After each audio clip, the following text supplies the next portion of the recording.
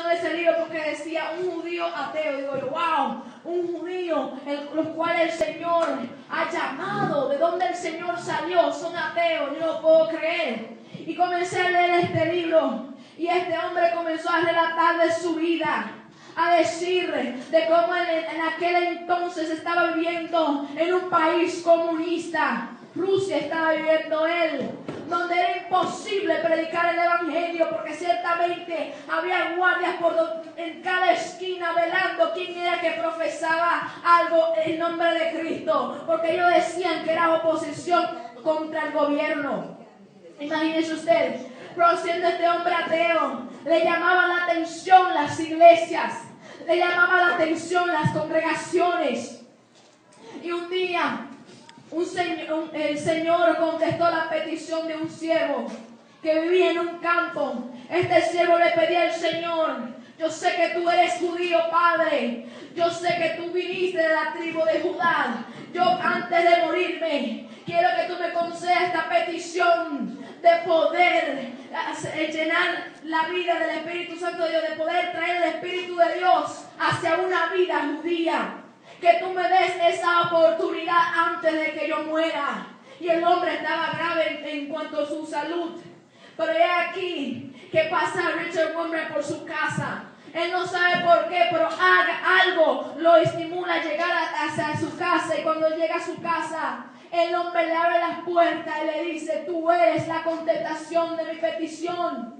Y el hombre no entiende lo que le están hablando y dice: pero qué petición. Y comenzó a predicarle y comenzó a evangelizarle. Y este hombre que era ateo, que no creía en Dios, comenzaba a llorar, se compungía de corazón, le dolía en el alma todo lo que este hombre le estaba diciendo.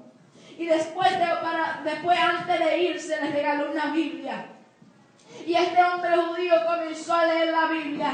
Y dice que no podía leerla sin llorar, porque ciertamente era como un espejo. Veía su vida comparada con la de Cristo y era un desastre. Era lo peor, se consideraba él. Imagínense, un desastre, porque ciertamente la Biblia es como un espejo. Y este hombre comenzó a predicar el evangelio a otros.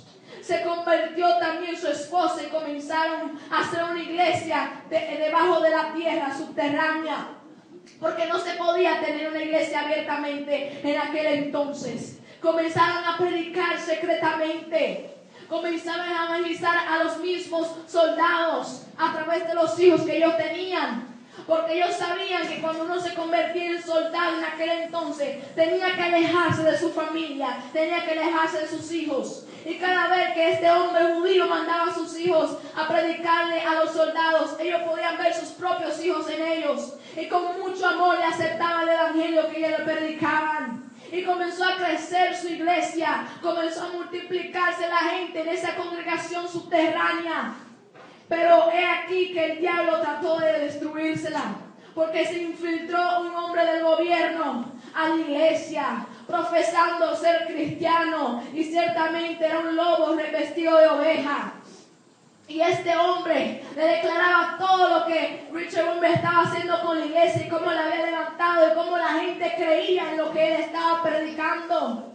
Y aquí que vinieron todos los guardias del ejército y comenzaron a decirle: mire, usted tiene que dejar de pastorear esa iglesia, al menos que nosotros controlemos lo que usted dice. Imagínense ustedes. Y este hombre dijo: no, yo solamente me dejo guiar por el Espíritu de Dios.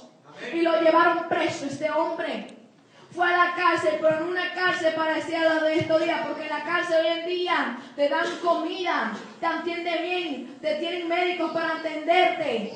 Pero en aquel entonces no era así. No habían esas leyes que hoy en día existen, sino que comenzaron a torturarlos, a todos los que agarraron que eran cristianos, todos los pastores específicamente. Comenzaban, lo metían en ataúd con espinas y dejaban que duraran hasta 3 días ahí. Esos hombres no podían dormir, porque cada vez que caía la noche, que le llegaba el sueño, y si se inclinaban hacia adelante estaban las espinas justo para clavarles, y si se inclinaban hacia atrás también había esas espinas, o tenían que estar como una estatua por 3 días y 3 noches. Imagínense usted. Y no tan solo eso, que comían pan solamente dos días a la semana y aguas 2 días a la semana. Y no se crea que es semejante al pan que se compran en la bodega hoy en día, que es bien grande, sino que con pan de angustia comían.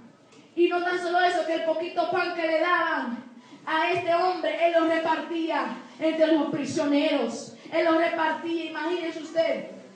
Y comenzaba a predicar en las cárceles.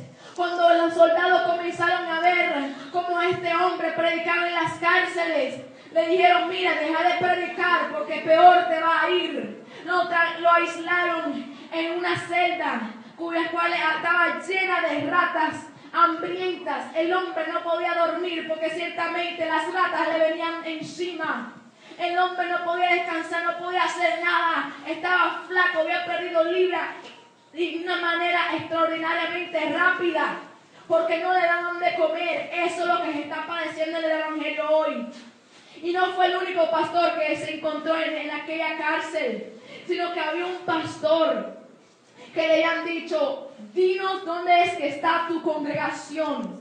Si no nos dice, vamos a matar a tu hijo. Y este hombre dijo: no, yo lo voy a decir dónde es que está mi congregación, porque es congregación del Señor y no la voy a delatar. Y dice así, le trajeron al niño de 7 años. Y comenzaron a torturar al niño, a darle latigazo, a darle golpe. Hombres de 30 años dándole golpe a un niño. Imagínese usted con la fuerza con la cual le daba. Y comenzaba este hombre a llorar. Y decía: está bien, yo le voy a decir. Y lo más impresionante de esto fue que el mismo niño le dijo: no te atrevas a decirle nada, porque no quiero tener a un padre como cobarde. Prefiero morir como guerrero antes de morir viendo a mi padre como un cobarde delatando la iglesia de Cristo. Y los soldados se enojaron contra este niño y lo golpearon de tal manera que la sangre del niño había caído sobre el padre. Imagínese usted qué atrocidad. Y eso es lo que se está viviendo hoy en día. Eso es lo que se están viviendo.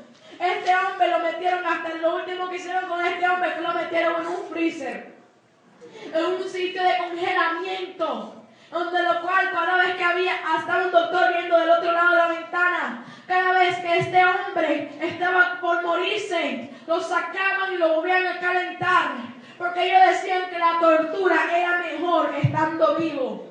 Lo volvían a calentar y lo metían de nuevo para que sufriera aún más todavía. Imagínese usted lo que está padeciendo el evangelio hoy en día. Y muchos no quieren predicar la sana doctrina porque se avergüenza. Se avergüenza de un evangelio que se puede predicar sin problemas en la calle. Y aquí que en Tailandia, en estos sitios asiáticos, en Asia, ¿saben cómo se predica el evangelio? Porque es prohibido. Hay gente que llenan una vejiga llena de hidrógeno y le pegan tratados en la vejiga, y según va subiendo la vejiga va regando tratados en el norte de Corea. Imagínese usted, regando tratados de esa forma porque no pueden evangelizar abiertamente. Y aquí tenemos todos los instrumentos, toda la posibilidad de predicar este evangelio y no lo hacemos. El Señor nos dice que Él nos respaldará. Pedid al Padre en mi nombre y yo lo daré. Pedid en mi nombre. Muchos quieren ministerio. Muchos quieren: Señor, yo quiero unción. Yo quiero el don del Espíritu Santo. Yo quiero hablar en lenguas. Yo quiero, Padre, que tú me uses, que tú me reveles las cosas ocultas de tu palabra. Pero no quieren pagar el precio. Señor, dame palabra para evangelizar. Pero ¿cuál palabra si no la leen? Muchos están tan perezosos que no quieren ni abrir la Biblia cuando llegan a su casa. Porque déjenme decirle algo, hermano, que un culto solamente no es suficiente para llenarnos del Espíritu de Dios. Hay que buscarlo en lo secreto. Hay que buscarlo encerrado en su habitación, en ayuno y oración, buscando de la presencia del Señor, si es que queremos que Él nos use de acuerdo a su voluntad. Pero que a veces nos cuesta demasiado. No queremos pagar ese precio. No queremos esforzarnos por el Señor. Muchos hasta se descarrían porque fulano o fulana habló de mí, porque no me tratan bien en la iglesia, porque malinterpretan las cosas en la iglesia y no le gustan. Muchos se alejan por cosas así. He aquí que estos hombres, siendo ultrajados, maltratados, prefieren la muerte antes de que alejarse de Cristo. Y tan fácil que le es al remanente de Dios alejarse de su presencia. No se alejen de la presencia de Cristo.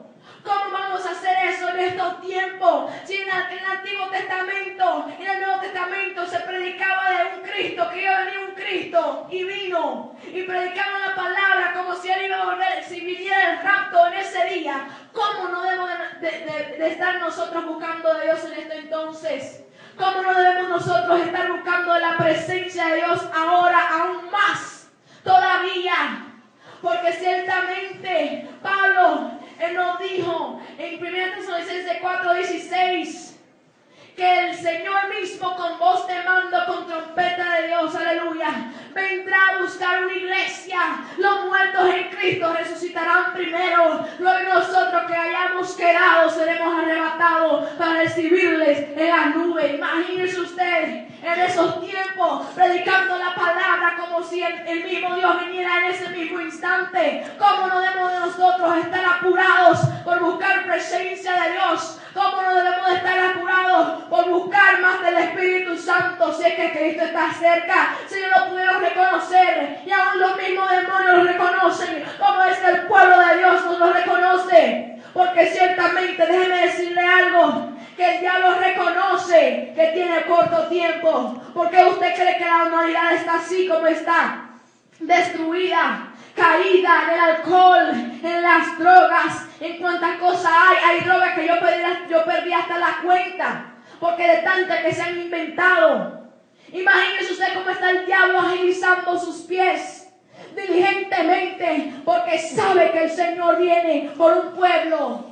Y Él no va a descansar hasta que su iglesia sea destruida. No va a descansar hasta que los hermanos claudiquen y caigan en el pecado y se rindan por completo. Imagínese usted la diligencia del diablo. Nosotros somos los que tenemos que estar diligentes para que eso no nos acontezca.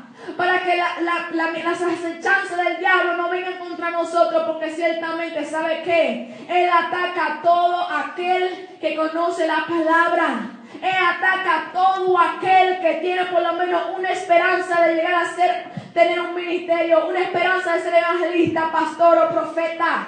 Imagínense, Él no le interesa que se predique este evangelio, no le interesa que las almas se salven.